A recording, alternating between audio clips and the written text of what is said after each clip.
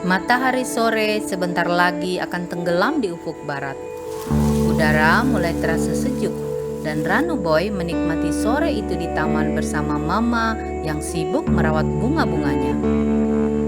Seekor kupu-kupu terlihat terbang kian kemari di sekitar bunga. Lalu Ranu memandang di kejauhan dan melihat pada burung-burung yang mulai terbang pulang ke sarangnya. Pemandangan hewan-hewan bersayap ini seketika mengingatkan Ranu akan kisah para malaikat.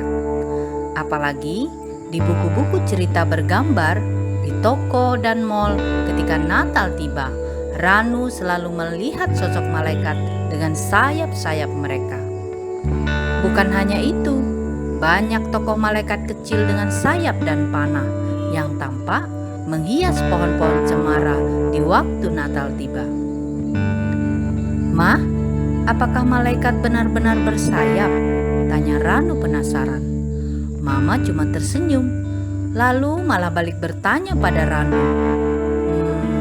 "Menurut kamu bagaimana ya?" "Menurutku mungkin saja malaikat bersayap," Ranu menjawab dengan ragu.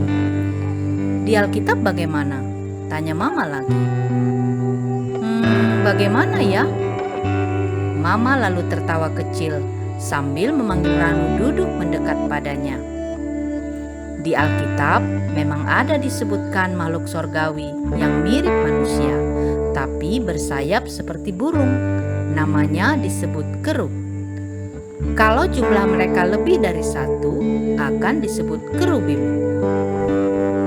Di Alkitab disebutkan mereka menjaga pintu masuk Taman Eden.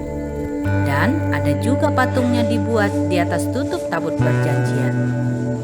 Sementara malaikat seperti Gabriel atau Mikael tidak pernah disebut-sebut soal sayap mereka dalam Alkitab.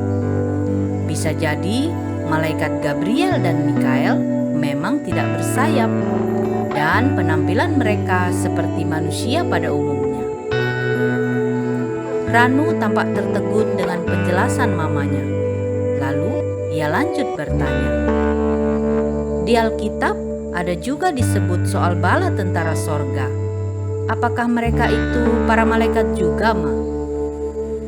Bala tentara sorga juga makhluk sorgawi. Di Alkitab, bala tentara sorga disebutkan sebagai para malaikat yang tampak oleh para gembala di padang ketika kelahiran Yesus Kristus diberitakan. Ini juga menunjukkan bahwa benarlah Yesus adalah Raja yang lahir ke dunia untuk menebus dosa umat manusia. Dan ketika datang untuk kedua kalinya nanti, Yesus juga akan datang bersama para pasukan dari sorga. Ranu pun mengangguk mendengar penjelasan mamanya. Kini bayangan malaikat kecil dengan sayap dan panah mulai mengabur dalam ingatannya. Ia mulai membayangkan para malaikat yang tampak gagah dan berwibawa. Juga bala tentara sorga yang tampak perkasa dengan pedang di pinggang mereka. Ditambah bayangan para kerubim bersayap dengan pedang yang menyala-nyala.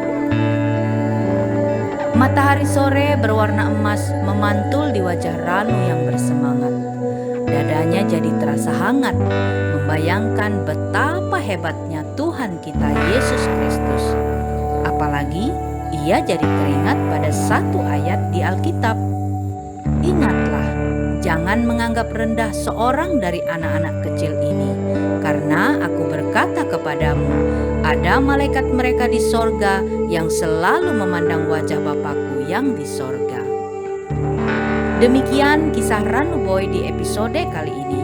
Sampai bertemu di kisah selanjutnya. Tuhan Yesus memberkati kita semua.